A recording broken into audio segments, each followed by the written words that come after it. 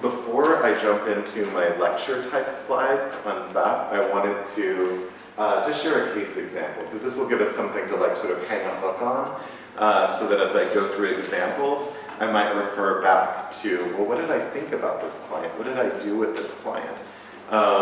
This is sort of a composite client that I had a private practice for over a decade in San Francisco, where it's skewed toward working with chronic depression primarily.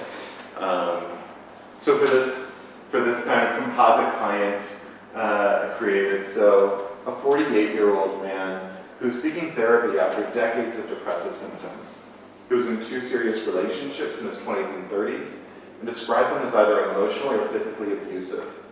He recently reunited with his college boyfriend, who stood out as this one shiny, brilliant, loving partner that he always looked back to feel like he was lovable through reuniting on Facebook.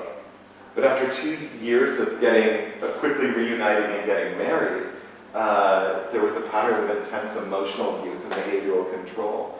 And so he left the relationship, but was overwhelmed with hopelessness since. This is the thing I'd always held on to my whole life, that if I could be loved like that person loved me, I wouldn't be depressed. I could have a good life. That was dispelled.